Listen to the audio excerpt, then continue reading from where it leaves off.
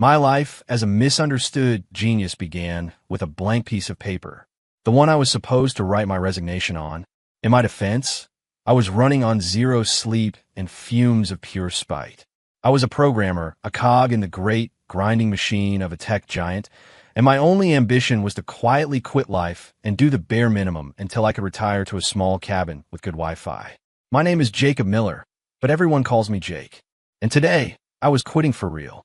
The final straw wasn't a mountain of code I had to debug, or my hairline's strategic retreat from my forehead.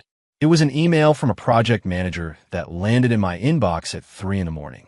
He wanted a new feature for our app's login screen, a button that would dynamically change color based on a user's mood. I stared at the request for a full 10 minutes.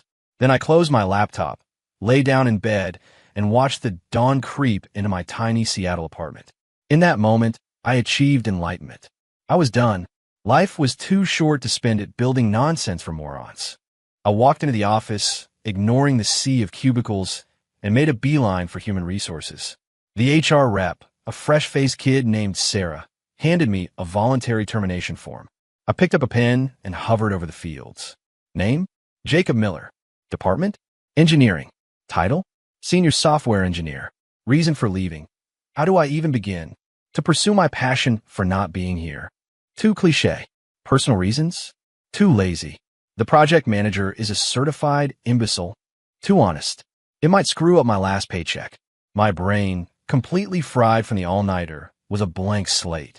Thinking was a non-starter. Fine. I'll go with that. I left every section blank except for my personal information, scrawled my signature at the bottom, and handed it back to Sarah. She stared at the almost entirely empty form, her brow furrowed. Jake, the reason for leaving section. What's there to misunderstand? I asked, my face a perfect mask of exhaustion. She blinked, then looked down at the form again, as if the blank space held the secrets of the universe. I just need to get this approved. She scurried away, clutching the paper like a holy relic. Whatever, as long as it got filed. I went back to my desk to pack my meager belongings, a mechanical keyboard, a wrist guard I'd had for 5 years, and a small cactus. That was it. My desk was as clean as the day I'd started. My coworkers were whispering, casting complicated looks my way. Is Jake really leaving? Heard he got into it with marketing again. Shame. He's the best coder we've got, just doesn't play the game. Good for him. This place is a soul-crushing nightmare. I tuned them out, placing my cactus into a brown paper bag. I was about to perform the final ritual, unplugging my computer tower, when my department head, Vice President Mark Vance, hurried over. He was a schmoozer who'd PowerPoint his way to the top, a man whose primary skill was muddying the waters. He clapped a clammy hand on my shoulder, a synthetic smile plastered on his face. Jake, my boy, let's not be hasty. It's normal for creative types to have a little fire. Whatever the issue is with the PM, I'll smooth it over. I looked at him, my expression dead serious. Mark, this isn't an impulse. It's a moment of clarity. Clarity about what? You can't earn back your life, but you can definitely work yourself to death. His smile froze. He probably thought I was making a dig at the company's crunch culture, and his face soured. Now, what's that supposed to mean? This company has been good to you. Ms. Reed thinks very highly of your work. Ms. Reed? Evelyn Reed, the CEO. The woman was a myth. Most of us, myself included, had only seen her once in 3 years, from a distance at the annual holiday party. Tall, elegant, always in a perfectly tailored suit, her expression carved from ice. A walking, talking iceberg. She thought highly of me?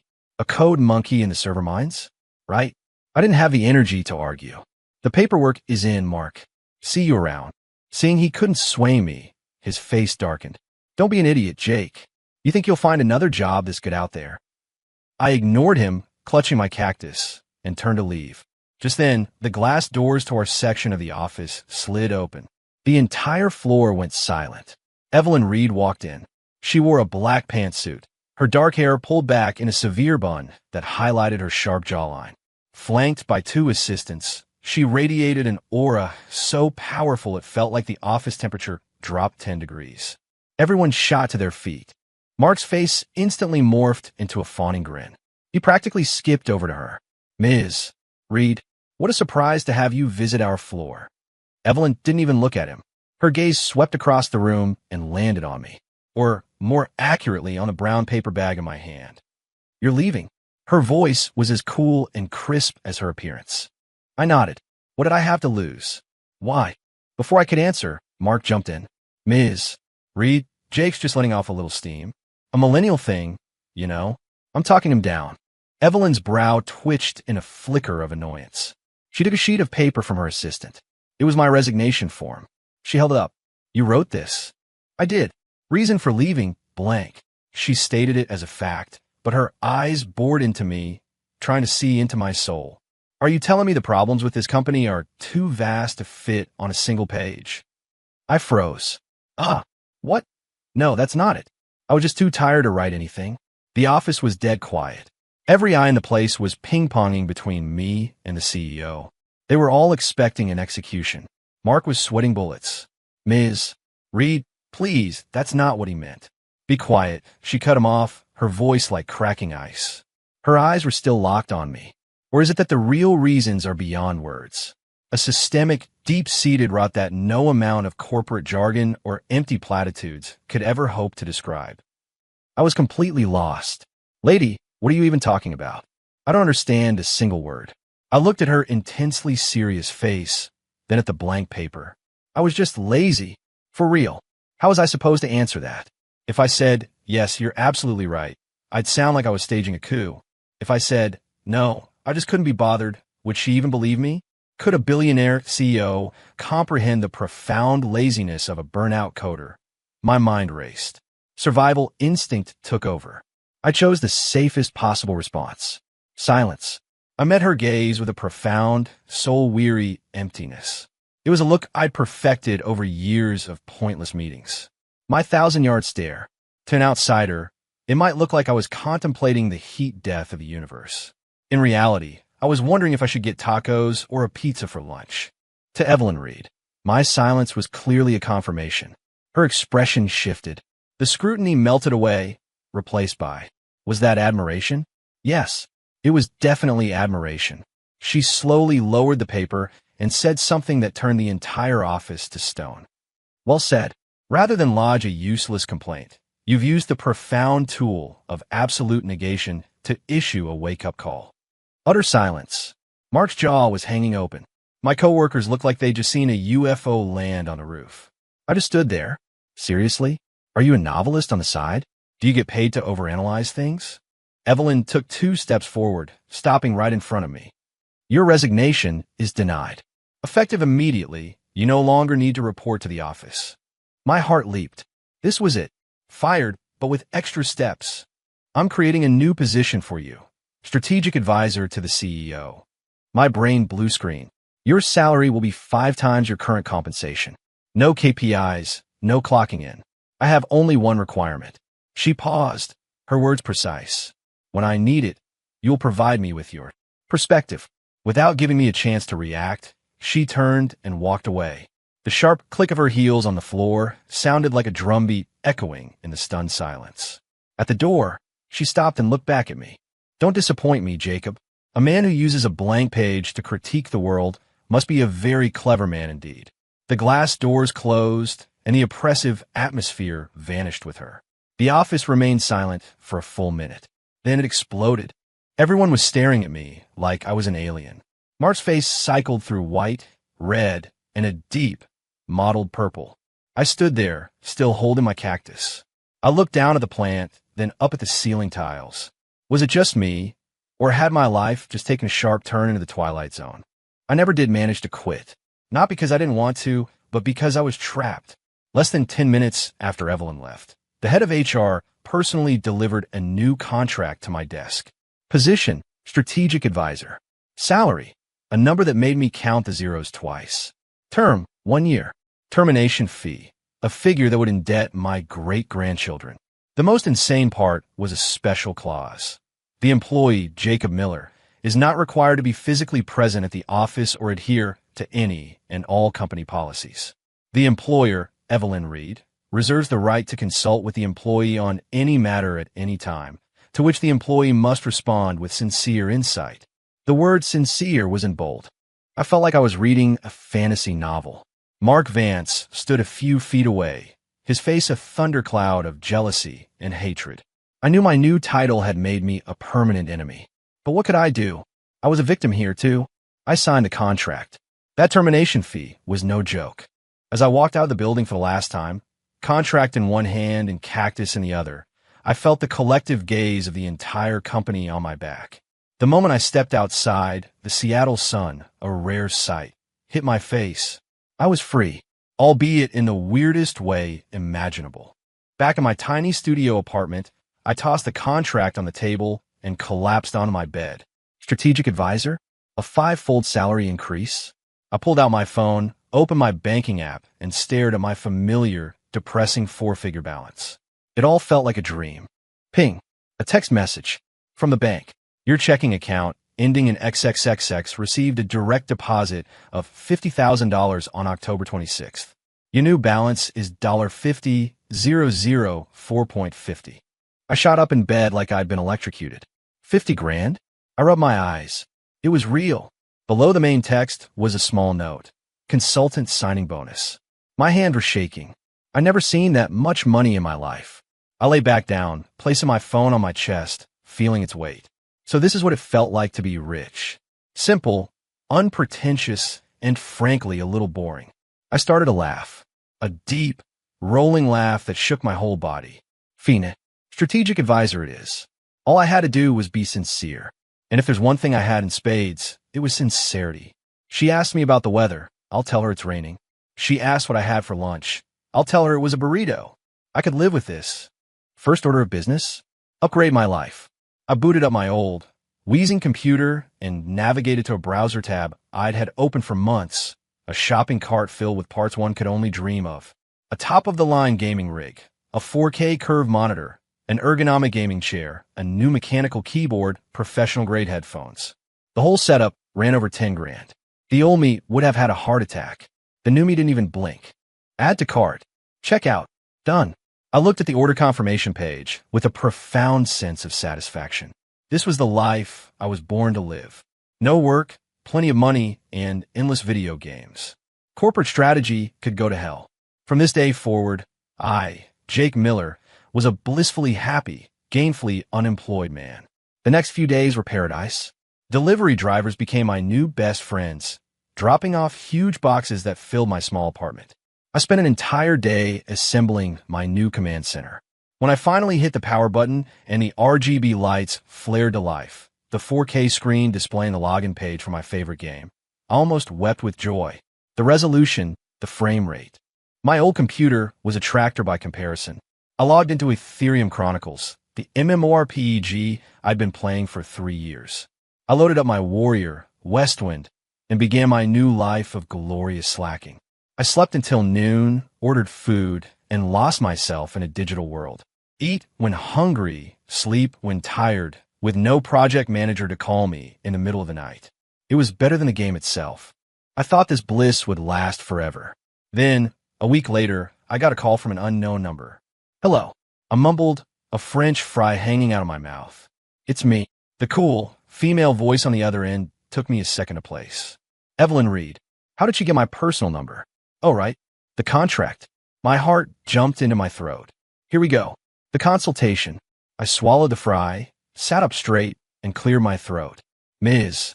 Reed. Hi. What are you doing? Her tone was unreadable. Contemplating, I said, pulling the most high-minded word I could think of out of thin air.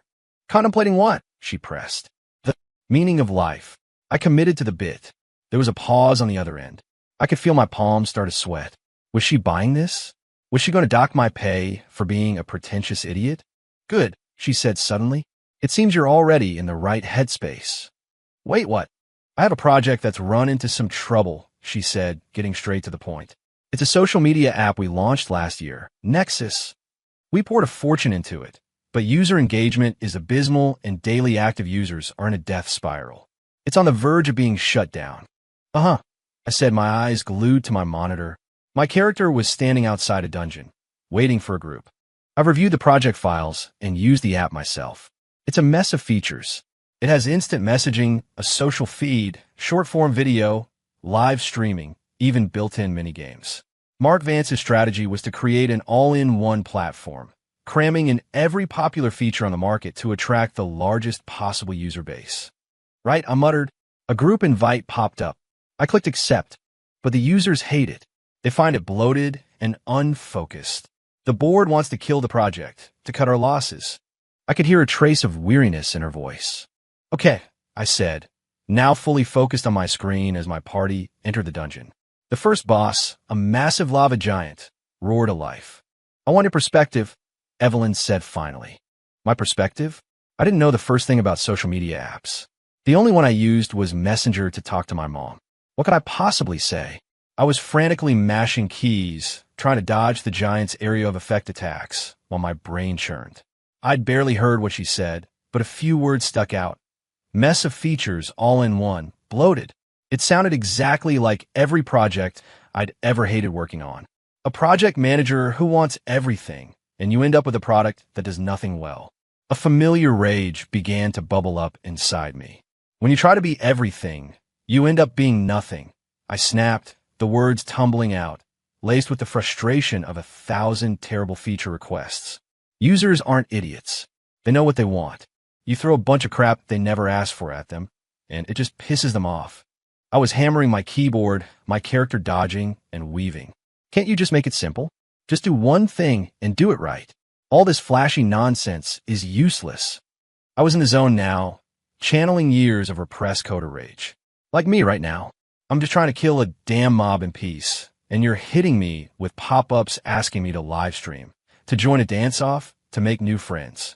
I don't want to make new friends. Just cut all the useless crap. Cut it. Cut it all. I roared, and at the same moment, my warrior landed the killing blow. The lava giant crumbled, exploding into a shower of golden loot. I let out a long breath. That felt good.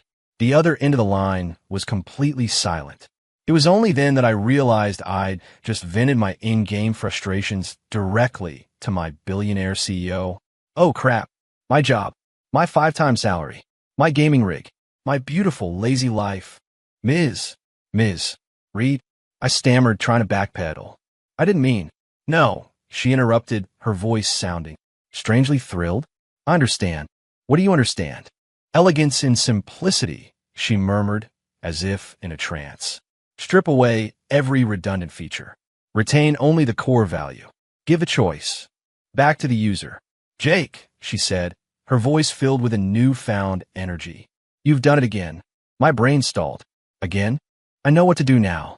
And with that, she hung up.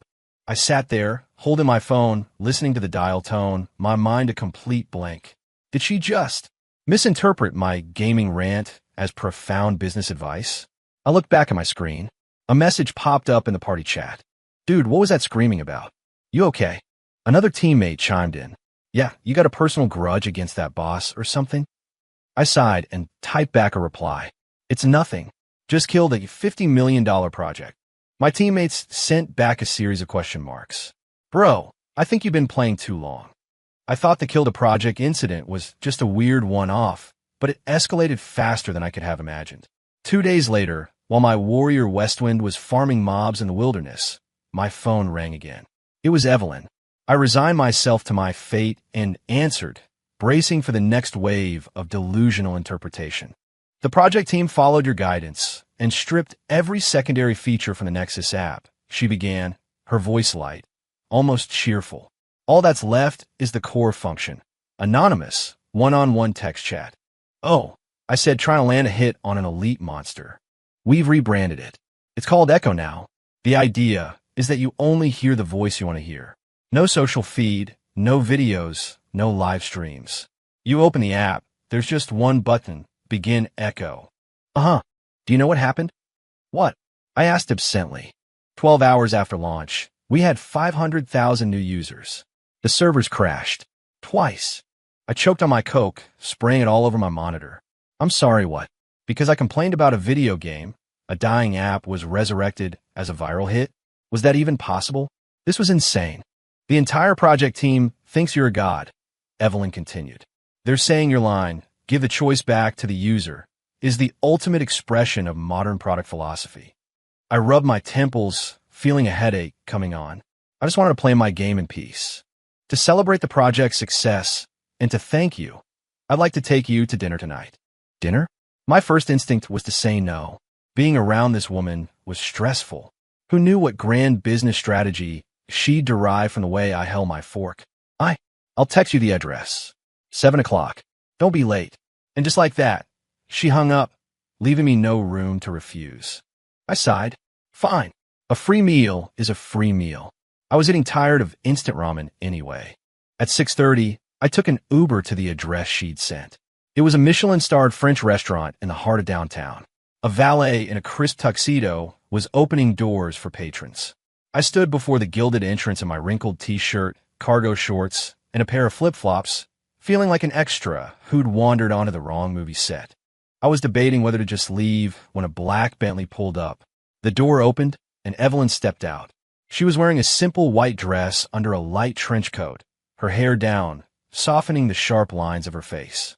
She looked less like a CEO and more approachable. She saw me and paused.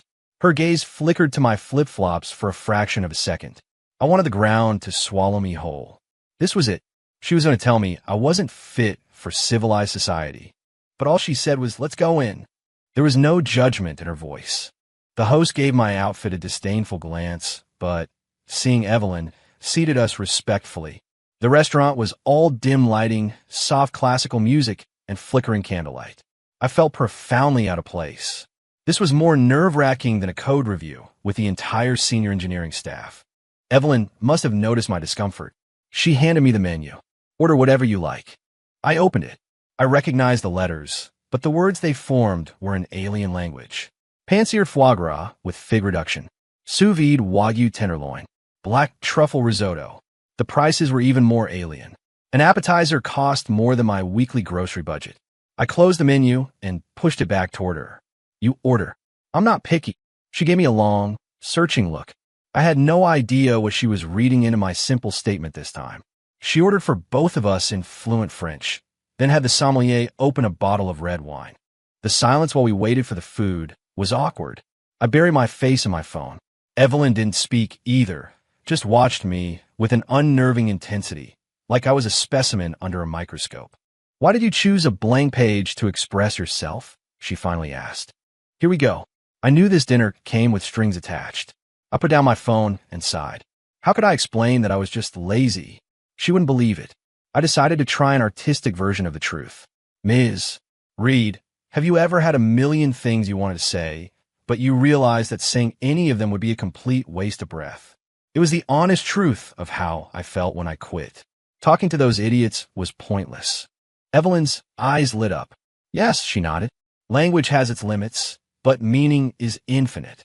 When an idea is too profound for the vessel of words, any attempt at expression feels hollow." See? She was off again. I decided to change the subject. I pointed out the window. Down on the street was a taco truck with a long line of people. "Ms. Reed, you ever eat at a place like that?" She followed my gaze, a small frown on her face. "A food truck?" "Yeah," I said. "Sometimes we spend all this time and money chasing these fancy, complicated things, when it turns out the most satisfying meal, the thing that really hits the spot, is a $2 taco from a truck on the corner." I meant every word. This fancy meal was giving me anxiety. I'd rather be down there, ordering 3 al pastor tacos with extra cilantro. But to Evelyn, my words took on a different meaning. The wine glass in her hand paused halfway to her lips. She stared at me, a look of stunned revelation on her face. "I see," she whispered. "What do you see now?" "You're saying." The Nexus app was like this expensive French dinner. It looks elegant and sophisticated, but it doesn't suit the appetite of the average user. What we should be making is the taco truck. Simple, direct, brutally effective, and focused entirely on satisfying a core hunger. I just stared at her, my mouth hanging open. What could I even say? She had already constructed an entire business philosophy for me, complete with metaphors. I could only nod sagely, take a sip of my water to hide my panic, and offer a few profound-sounding words. Less is more. Evelyn's eyes shone. She looked at me with the reverence of an explorer who'd just discovered a new continent. "Jake, you are a natural-born product visionary," she said with genuine awe. "No, you're more than that. You're a philosopher who understands the human soul. I nearly choked on my water. A philosopher? I just wanted to be a slacker who got left alone. The rest of the dinner passed in a surreal haze. I barely ate, too busy playing the part of a wise, silent guru while Evelyn spun my offhand comments into gold. It was exhausting. On the ride home, I got a text from her. Tonight's conversation was incredibly enlightening. Thank you. It was immediately followed by another text. From my bank, your checking account ending in XXXX received a direct deposit of $100,000 on October 28th. Your new balance is $149,854.50. Memo, project bonus. I stared at the number and had a terrifying thought. Was being a philosopher really this profitable? The Echo app didn't just succeed, it exploded. With zero marketing, its minimalist design and sharp focus on anonymous connection made it go viral among young people. A godsend for introverts. Finally, a place where I can just speak my mind. The interface is so clean. I love it. The App Store reviews were glowing. The company's internal Slack channels were on fire. Did you hear? Jake Miller saved the Nexus project with a single sentence. Who's Jake Miller? Some new genius they hired. Not new. He's that guy from engineering who was always half asleep. Didn't he quit? Quit? Dude, he's Ms. Reed's personal strategic advisor now. Makes 8 figures. No way. The guy who wore flip-flops to work every day. It's true. I saw VP Vance talking to him, and he looked like a kid in the principal's office. I sat back in my new gaming chair, sipping a DR, pepper, and scrolling through the messages. The legends being spun about me were utterly absurd. I hadn't done anything. I played a video game and ate a meal. Now, I was a genius. This world was nuts. The person least happy about all this, of course, was Mark Vance. In the executive conference room, Evelyn sat at the head of the table, her expression serene. Echo's initial success proves our previous strategy was fundamentally flawed, she announced to the assembled executives. Bigger is not better. Focus is everything. Her eyes drifted pointedly toward Mark. His face went pale. The original Nexus app was his baby, his ticket to a bigger promotion. Now, his entire strategy had been repudiated, and the slacker he despised, Jake Miller, was being hailed as the hero. It was a public humiliation. Ms. Reed is right, one of the other VPs chimed in. If it weren't for Mr. Miller's insight, we'd still be pouring money into that sinking ship. Yes, less is more. So profound. I heard he explained the entire philosophy to Ms. Reed using only a taco truck as an analogy. That's nothing. The man submitted a blank resignation letter. That's a whole other level of thinking. The room filled with praise for me. I wasn't even there, but my legend was everywhere. Mark Vance listened, his knuckles white as he gripped the pen in his hand. Why? Why Jake Miller? A lazy coder who did nothing but slack off all day. How did he get the CEO's favor? Was it just because he was good at playing the silent, mysterious type? Mark wasn't buying it. He was consumed by jealousy. He was going to expose Jake Miller for the fraud he was. After the meeting, Mark cornered one of his loyalists, a team lead in the engineering department. I want to find out what Jake Miller is doing all day, he hissed. He doesn't have to come to the office, right? There's no way he's sitting at home masterminding corporate strategy. Sir, I don't know if that's a good idea. He's Ms. Reed's guy now. Just do it. Mark slammed his hand on a desk. I want proof that he's slacking off. I want Ms. Reed to see exactly what kind of charlatan she's hired. Yes, sir. Right away. I, of course, was blissfully unaware. I was in Ethereum Chronicles, organizing my guild, the Slacker Syndicate, for an assault on a new raid boss. It was the biggest event our guild had ever attempted. I'd spent days planning for it, studying maps, analyzing boss mechanics, assigning roles, even creating a detailed spreadsheet for positioning and cooldown rotations. I couldn't help it. It was the programmer in me. I hated work, but I loved logic and efficiency. I set up a private voice channel for the raid leaders. Then I started a live stream. Not for an audience, but for myself. It was the easiest way to get a big picture view of the battle. I password protected the stream, so only my guild officers could watch. All right, Syndicate, listen up. I yelled into my headset. Tanks, get in there and hold aggro. Healers, watch their health bars. DPS, I want you to unleash everything you've got. For the Syndicate, let's go. The channel erupted in a chaotic symphony of battle cries and frantic clicking. I was completely focused, my mind racing. Team 3, watch your positioning. Get out the fire. Mages on Team 5, burn down that lich priest now. Consumables team, get those potions flowing. Don't let us down. My voice, broadcast through the stream, reached every member of the raid. It also reached Mark Vance. He was sitting in his office with his lackey, staring at a laptop. They had managed to crack the password to my stream. There, sir. Look, the team lead said excitedly. He just plays video games all day. He's even streaming it. Mark watched my warrior, Westwind, on the screen and listened to my frantic commands. A cruel smile spread across his face. Excellent. He took out his phone and started recording the screen. This was the proof he needed. He was going to show everyone what their sainted strategic advisor really was. Record everything. Mark ordered. And get screenshots of the chat. Tanks, healers. What is this nonsense? And his guild, the Slacker Syndicate. What a joke. Mark could already picture the scene.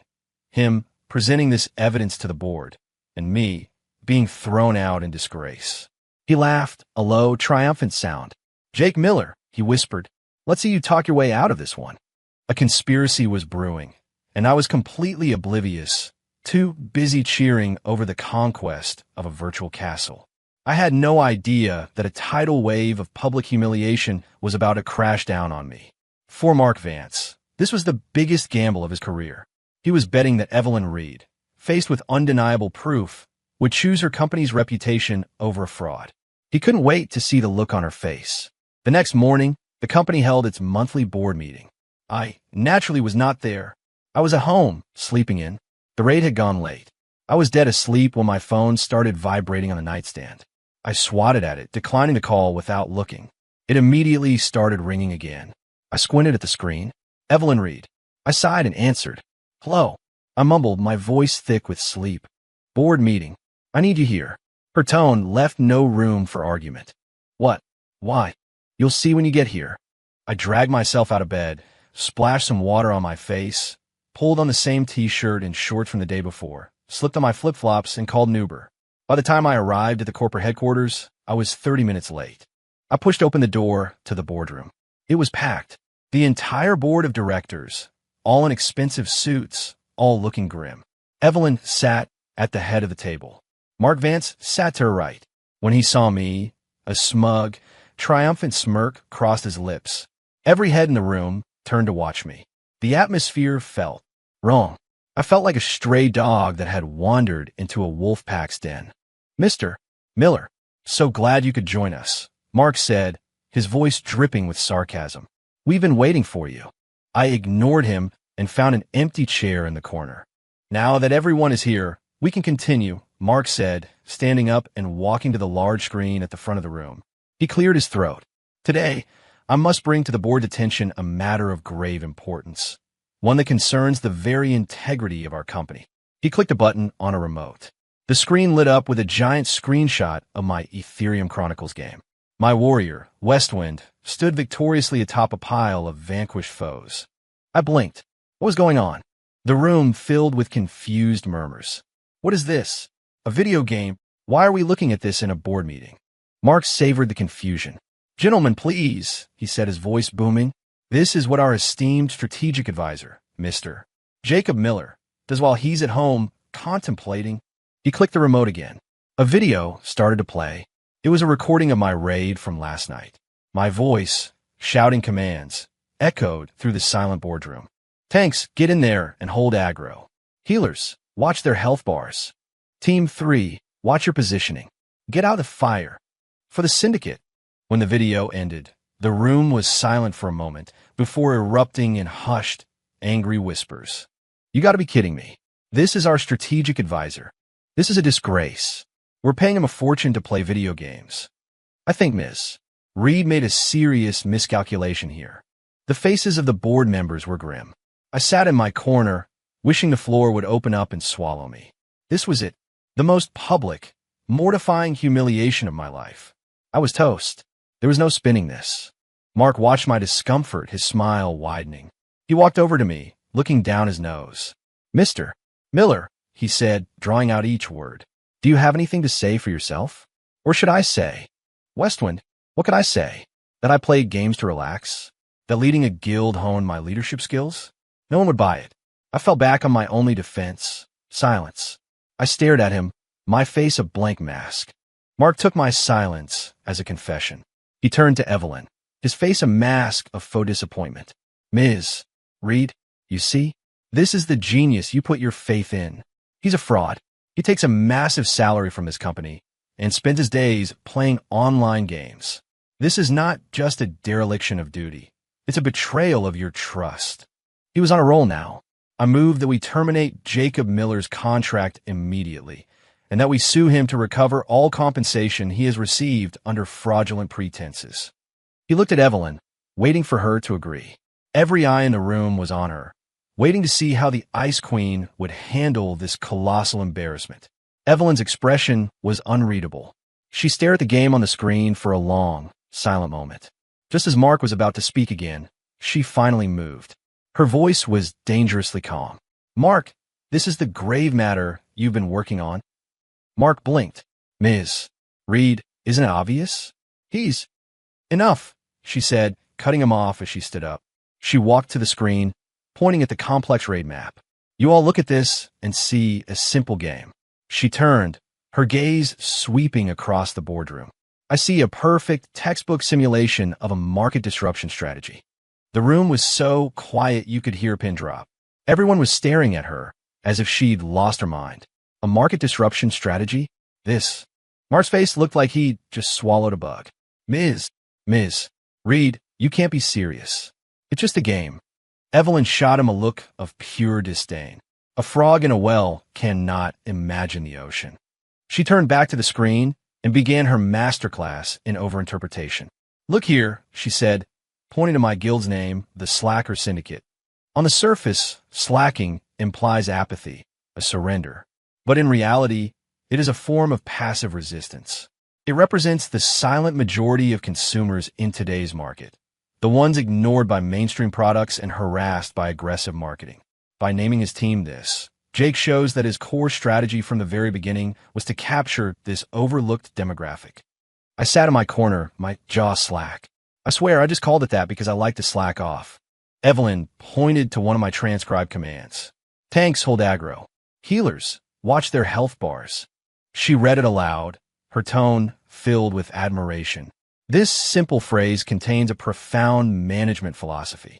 The tanks are our core products, our flagship services. They must be on the front lines, absorbing the market's attacks, bearing the brunt of the pressure. The healers are our cash flow, our logistical support. Their job is to ensure the survival of the tanks. This demonstrates Jake's clear understanding that to survive in a competitive market, a company needs both a strong core and a healthy cash flow. The board members started murmuring to each other. You know, she has a point. When you put it like that, it makes perfect sense. Mark's face was rapidly losing color. Evelyn wasn't done. Team 3, watch your positioning, get out of the fire. She pointed to another line. The fire represents unpredictable market risks, new regulations, a competitor surprise product launch. Team 3 represents our new, exploratory ventures. They are agile, mobile. They aren't meant to take direct hits, but they must remain vigilant, watching their positioning to avoid systemic risks. This shows an incredibly sophisticated approach to risk management. The board members were nodding now. The looks they were giving me had changed from scorn to contemplation. My back was soaked with sweat. Lady, please stop. I was just playing a game. Team 3 was Team 3 because Team 1 and Team 2 already wiped. Evelyn's speech reached its crescendo. And finally, the most critical command. Burn down that lich priest now. Her voice rose. In the game, the priest is a support unit that heals the main boss. But in business, what does it represent? It represents our competitors' ability to regenerate. It could be their core technology, their funding sources, their key talent. Jake didn't choose to go head-to-head with the powerful boss. He chose to eliminate the priest first. This is a strategy of surgical precision. He is telling us that when facing a powerful opponent, we should not engage in a brute force attack. We must first identify and neutralize their core strength, their healing mechanism, and go for the jugular. Clap, clap, clap. One of the older board members, a man known for his ruthless business tactics, began to applaud. The sound was infectious. Soon, the entire boardroom was on its feet, giving a standing ovation for Evelyn's brilliant analysis, and for me, the puppet master pulling the strings. Their eyes were filled with a fervent, zealous light, as if they had just witnessed not a video game, but a masterclass in corporate warfare. Mark Vance stood alone, his face ashen. The irrefutable proof he had so carefully prepared had just become the cornerstone of my legend. He looked at the applauding board, at Evelyn with her I knew it all along expression, and at me, the deer in the headlights in the corner. The world had ceased to make sense. "No, it can't be," he stammered, his voice a hoarse whisper. "It's just a game. You're all being fooled." Evelyn walked up to him, her expression glacial. "Mark," she said, her voice like steel, "a person's vision determines the world they can see. In your world, there is only KPIs and PowerPoint presentations. In Jake's world, there are galaxies. Effective immediately, you are relieved of your duties as vice president. I'm transferring you to a warehouse management position in our Midwest distribution center. I suggest you spend some time there, expanding your vision." Mark's legs gave out, and he crumpled to the floor. Evelyn didn't spare him another glance. She walked over to me and extended her hand. "Mr. Miller, thank you for another illustrative lesson in strategy." I robotically shook her hand. It was cool and firm. I looked into her impossibly bright eyes, opened my mouth, and tried to tell her the truth. "Ms. Reed, actually, You don't have to say anything," she interrupted, a tiny, almost imperceptible smile touching her lips. "I understand." "No, you don't. You don't understand anything," I screamed internally. But on the outside, I just managed a smile that was probably more painful than a grimace. The meeting was over. I was escorted out of the room like a returning hero, surrounded by board members all wanting to shake my hand, to tell me how much they'd learned. I just nodded and smiled, my mind completely blank. "Mr. Miller, what's your take on the EV market? Mr. Miller, where do you see the next big opportunity in the metaverse? Mr. Miller, could we simulate a market disruption together sometime?" I felt like I was suffocating. I just wanted to go home. Ping. My phone buzzed. A text from a bank. "Your checking account, ending in XXXX, received a direct deposit of $500,000 on November 15th. Your new balance is $649,704.50. Memo. Special Contribution Award. $500,000. I stared at the number, feeling my soul leave my body. Was being misunderstood really this lucrative? Suddenly, being a fraud didn't seem so bad after all. I finally managed to escape the crowd by muttering something about a sudden stroke of inspiration that required immediate quiet contemplation. The board members parted from me like the Red Sea, their faces full of reverence. I practically fled back to my apartment. The moment I closed the door, I slid to the floor, my back against it. That was the most stressful experience of my entire life. I pulled out my phone and looked at the $500,000 deposit again. My heart hammered against my ribs. How many lines of code, how many all-nighters would it have taken to earn that much? Now, I got it for playing a video game. The process was terrifying, but the result was undeniably sweet. I lay on the cool floor, staring at the ceiling, and started to laugh. Public humiliation? Misunderstanding? Who cared? With this kind of money, they could misunderstand me all they wanted. I could get used to being a genius. I scrambled up, opened my laptop, and logged into my bank account. Staring at the long string of numbers, I made a decision. I was buying a place. No more studio apartment. It wasn't fitting for a strategic advisor. I spent the afternoon browsing real estate listings and found it. A penthouse condo in a new high-rise on the edge of the city. 2,000 square feet with a massive rooftop terrace. The price tag was over $2 million. My current funds were only enough for a down payment. I sighed. Looked like I'd have to keep up the hard work. Just as I was fantasizing about sipping a Coke on my future terrace, Evelyn's number flashed on my screen. My body tensed instinctively. I sat up straight. "Hello, Ms. Reed. Are you home?" "Yes." "The situation with the board has been handled," she said calmly. "Mark Vance is gone. You won't have to deal with any more dissent." "Okay. Your performance at the meeting today was excellent," she added. My performance? I spent the whole time in a state of catatonic terror. That sense of calm, of being the eye of the storm while chaos raged around you. Very few people possess that kind of composure. Oh boy, here we go again. I decided to try and get ahead of it this time. Ms. Read about the bonus. Was it not enough? No, I said quickly. I just feel like I didn't really do anything to earn it. It was the truth and also a test. I wanted to see what she would say. The line went silent. My heart started pounding again. Had she finally figured it out? Jake, she said, her voice suddenly serious. You need to understand something. Knowledge and wisdom are priceless. A single sentence from you saved a $50 million project. One of your simulations has clarified this company's entire strategic direction. That bonus isn't a gift. It's what you're worth. She paused. If you feel it's insufficient, I can authorize more. I was speechless. I had severely underestimated the power of confirmation bias. No, it's plenty. It's great. Good, she said. There's one other thing. Yes. The company owns a small parcel of land out in the old industrial district. It was slated for employee housing, but zoning changes killed the project. It's been sitting vacant for years. Too small and out of the way to be valuable, but a hassle to sell. The board wants to get rid of it, but there have been no takers. I'm putting you in charge of it. I blinked. Me? I don't know anything about real estate. I don't need you to. I just need your attitude. Should we sell it, hold it, or do something else with it? Think of it as a test. A test? Of what? My non-existent real estate knowledge? This felt like another trap. I ran a hand through my hair in frustration. A stupid plot of land. I just wanted to be left alone. My eyes fell on the cactus on my windowsill, the only thing I'd brought with me from the office.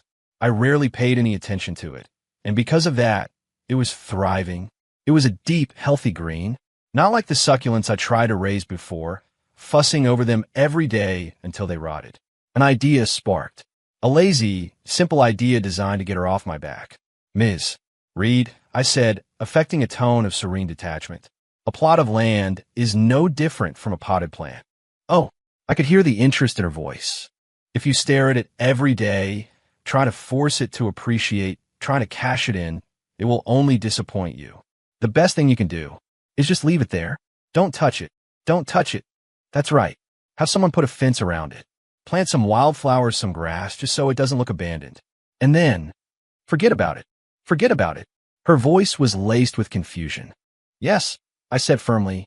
Sometimes, doing nothing is the most effective action. The more you grasp for something, the more it slips through your fingers. It's better to let go and just wait for the flower to bloom. The pseudo-philosophical nonsense I was spouting was making me sick.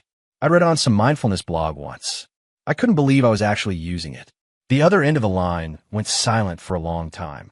I could practically picture her, brow furrowed, trying to decode the profound wisdom in my bullshit. I understand, she finally said, her voice trembling slightly. Action through inaction. Patience and timing. Jake, you've reached an even higher plane of thought. What could I say? I hung up and let out a huge sigh of relief. That should hold her for a while. It was just some useless piece of land. She could do whatever she wanted with it. I went back to browsing for penthouses. I had no idea that my completely fabricated cactus theory was about to make me astronomically wealthy. Evelyn's efficiency was terrifying. The very next day, she dispatched her top assistant, a sharp, driven young man named Ethan, to deal with the useless plot of land. Ethan treated my words like scripture. Forget about it. Wait for the flower to bloom. He repeated the phrases, convinced they held some deep, esoteric meaning. He led a team to the site, a dreary, weed-choked lot surrounded by decaying warehouses. Mr. Miller's guidance is clear, Ethan explained to his team. We are to perform a landscape restoration, but with no overt purpose. The key is natural inaction. So like a park? One of his subordinates asked. No, Ethan said, pushing his glasses up his nose. Too intentional. He said, plant some wildflowers, some grass. He wants us to assist nature, not command it. It should look like it grew this way on its own. And so what should have been a $10,000 landscaping job ballooned into a $1 million ecological revitalization project. They hired top geological consultants to analyze the soil and hydrology to determine which native plants would thrive most naturally. They brought in a construction crew, but banned heavy machinery, which Ethan claimed would disturb the land's aura. Workers used hand tools, carefully turning the soil as if on an archaeological dig. I knew none of this. I was at my new condo, directing movers as they carefully set up my gaming rig. Yes, I'd used the money to make a down payment on the penthouse. I was now saddled with a mortgage, but I wasn't worried. As long as Evelyn was my boss, I had a feeling the consulting fees would keep rolling in. Standing on my massive terrace, drinking an ice-cold Coke, I felt like I was on top of the world. Meanwhile, at the work site, something happened. A worker, digging a hole for a tree, hit something hard. It wasn't a rock. He called the foreman, who called Ethan. Ethan looked at the rusted piece of metal poking out of the dirt, and his heart skipped a beat. He immediately halted all work and called the geology experts back. They arrived with sophisticated equipment and began scanning the site.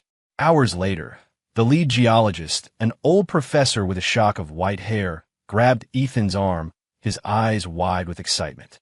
"It's not an artifact. It's better." "What is it?" Ethan asked, his voice shaking. "A hot spring," the professor exclaimed.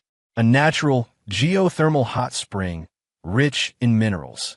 And our initial scans suggest the reservoir is massive, with world-class temperature and water quality." Ethan froze. "A hot spring? Here? In this forgotten wasteland?" He thought back to my words. "Wait for the flower to bloom." The flower wasn't a flower. It was a torrent of liquid gold bubbling just beneath the surface. Forget about it wasn't about forgetting.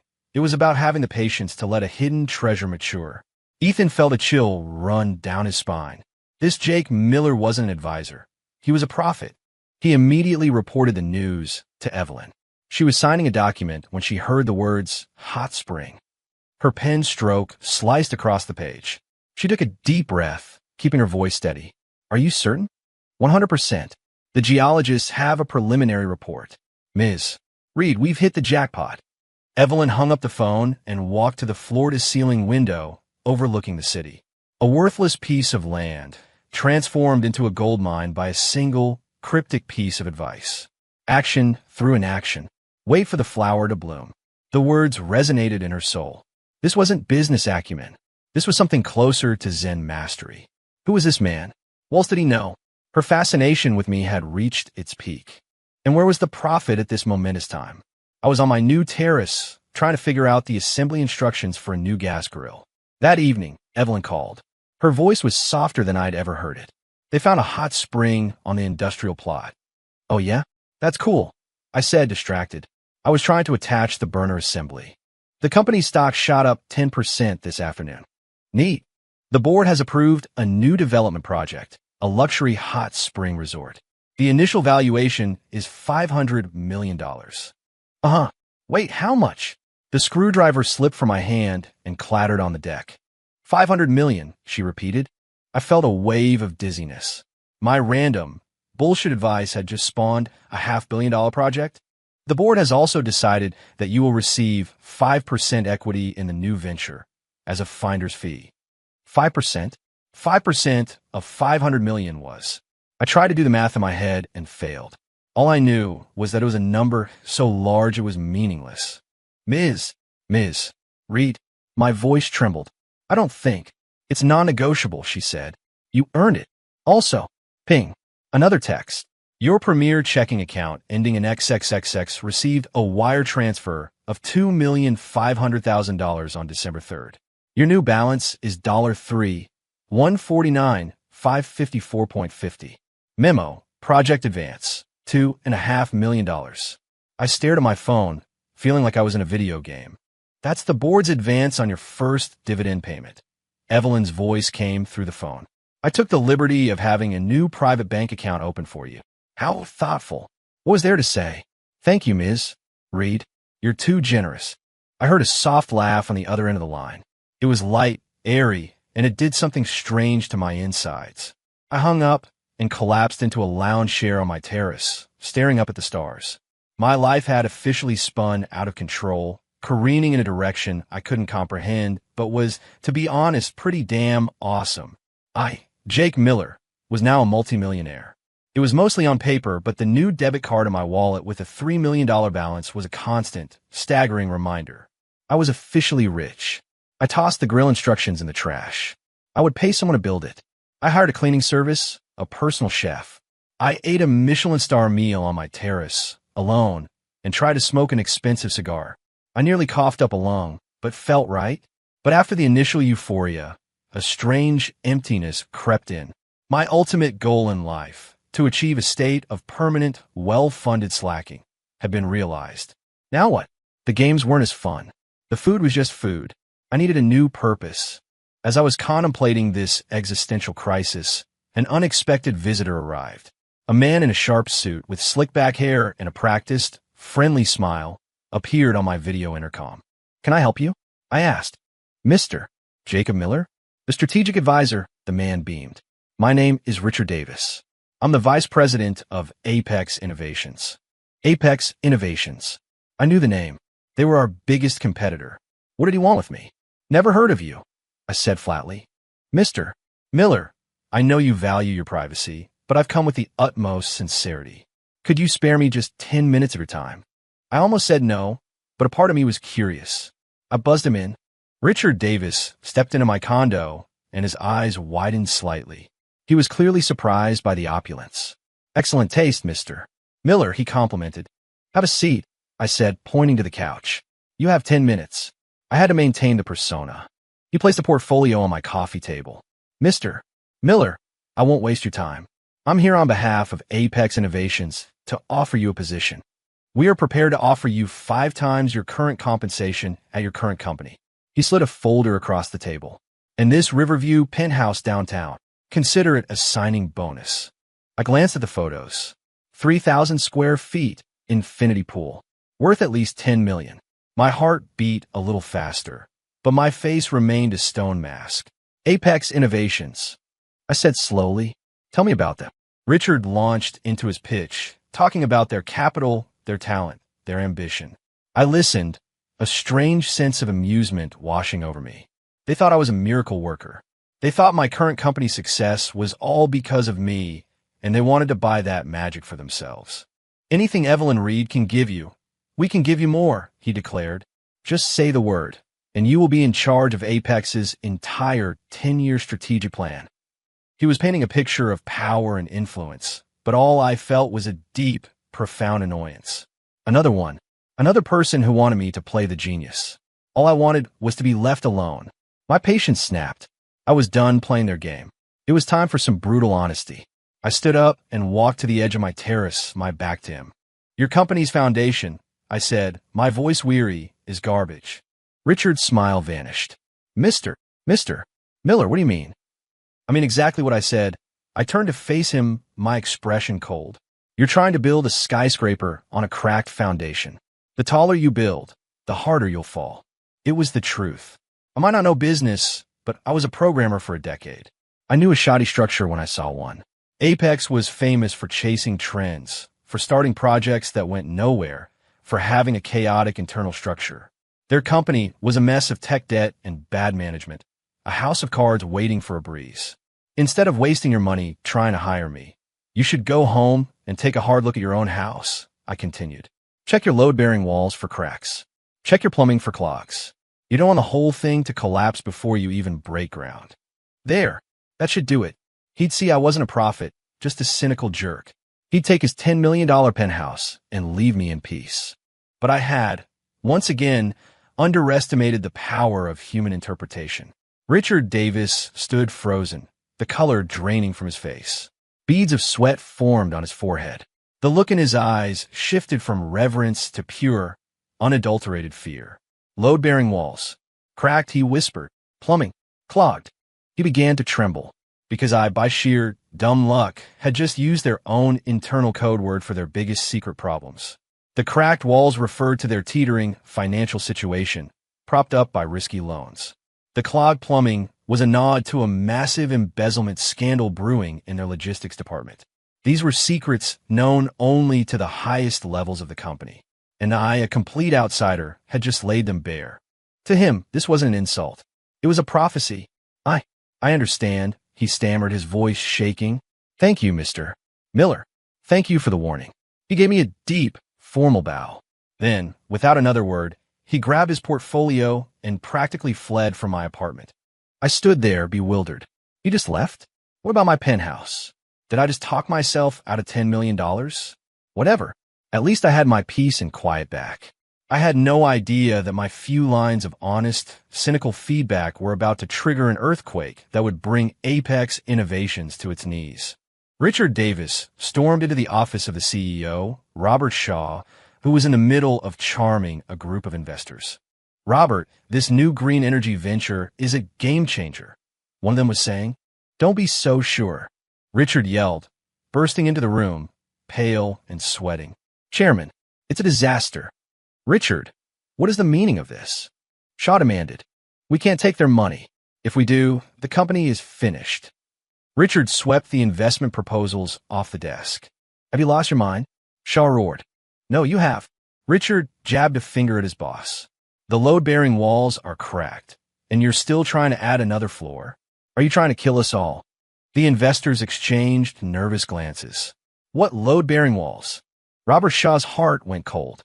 That was their secret phrase for the company's precarious finances. How could Richard say it out loud? "He's talking nonsense," Shaw said, trying to save face. "Am I?" Richard laughed, a wild, broken sound. "I met him, the oracle from our competitor, Jake Miller." Shaw's breath caught. "What did he say?"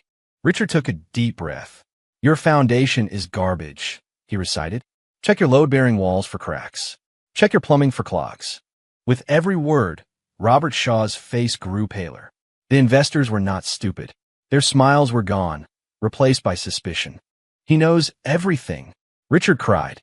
"He even knows about the kickback scheme in purchasing, the clogged plumbing.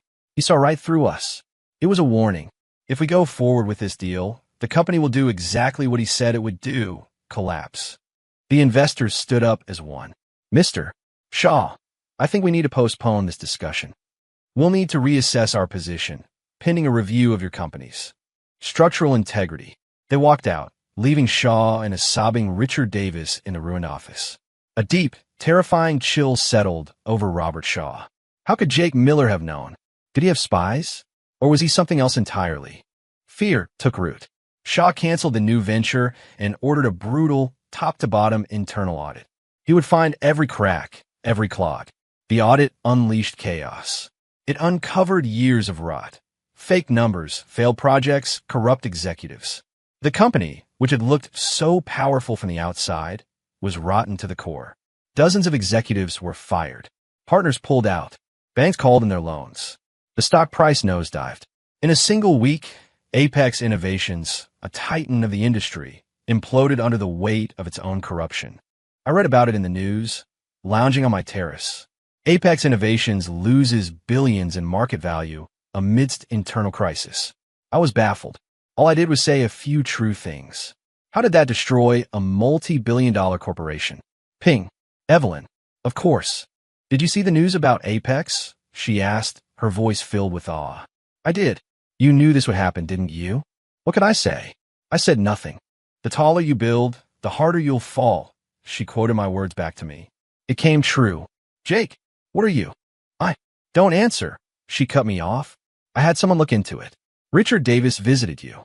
He went back to his office and told his board you gave him a divine revelation. The entire industry is talking. They're saying our company has an oracle on retainer, someone who can decide the fate of a business with a single sentence." My scalp tingled. "Please stop. I'm just a guy who wants to be left alone." "Jake," Evelyn's voice became intensely serious. "I have a request." "What is it?" "I want you to be my life coach." I choked on my Coke. My life coach? Me? For a billionaire, Ice Queen CEO? That was more absurd than running for president. "Ms. Reed, you can't be serious." "I've never been more serious," she said. The blank resignation, the taco truck analogy, the flowering land, and now the collapse of Apex. What you have is more than business sense. It's a profound wisdom, an ability to see the true nature of things. I need that wisdom. My company needs it. I had a splitting headache. This misunderstanding had grown to monstrous proportions. "Ms. Reed, I think there's been a huge—" "I know what you're going to say," she interrupted me. "Again, you're going to say that true wisdom is silent, that it can't be taught. only experienced. Right. I gave up. Where are you? She asked suddenly. Home. Send me the address. Why? My new life coach seems to be having an existential crisis. Isn't it my job to come and receive my lesson in person? Was that a hint of a joke in her voice? No, couldn't be. Before I could protest, she hung up. 30 minutes later, my doorbell rang. It was Evelyn. She wasn't wearing a suit. She was in a simple beige sweater and a long skirt, with no makeup. She looked normal. Almost. She was holding a fruit basket. May I come in? I let her in. It was the first time she'd been to my place. She took in a massive, sparsely furnished living room, her eyes lingering on my ostentatious gaming setup. So this is where you do your contemplation? Yeah, I mumbled. She walked out onto the terrace and saw my cactus. So this is the famous plant that's waiting to bloom? She asked, a small smile on her face. That's the one. Has it ever bloomed? Nope. Then why do you keep it? Because it's easy to take care of, I said, the honest words slipping out before I could stop them. Evelyn stared at me for a second, and then she laughed. A real, genuine laugh that made her eyes crinkle at the corners. I found myself staring. I'd never seen her look like that. Easy to take care of, she repeated, still smiling. Jake, you always manage to say the most profound things in the simplest way. She looked at me, her eyes shining. We spend our lives chasing the complicated, the difficult. We forget that sometimes the most valuable things are the ones that are easy to take care of, the ones that last. I had a feeling she wasn't just talking about the cactus. The atmosphere shifted, becoming charged with an energy I couldn't decipher. We stood in silence for a moment, the city lights twinkling below us. Jake, she said softly. Yeah. Do you know why I was so determined to keep you at the company? I shook my head. Because I was tired, she said, her voice laced with a vulnerability I'd never heard before. From the day I took over this company, my life has been a constant battle. I have to be perfect, strong, infallible. I'm like a machine that never gets to power down. And then, I saw your blank resignation letter. She turned to face me. In that empty space, I saw a part of myself. The part that was sick of it all, the part that just wanted to walk away. But I can't. You could. You live by a set of rules I can't understand. You're lazy, you're cynical, you don't care what anyone thinks. But you always see the truth. You're like a mirror, showing the rest of us how ridiculous we are. I didn't say anything because she wasn't wrong. So I kept you. At first, it was just to use your wisdom. But then I started to depend on you. I depend on your absurdity, your nonsense. It's the only thing that lets me breathe in this suffocating world. She stepped closer. I could see the faint flecks of gold in her eyes. Jake, I didn't come here to ask you to be my life coach. A faint blush colored her cheeks. I came here to confess. My brain shut down. Confess? Don't say anything, she said, touching a finger to my lips. It was cool and soft. My face felt like it was on fire. I just wanted to be sincere, the way you always are with me. I think, she said, her voice barely a whisper, I'm starting to fall for you, you strange, ridiculous man. She pulled her hand back, turned, and walked to the door.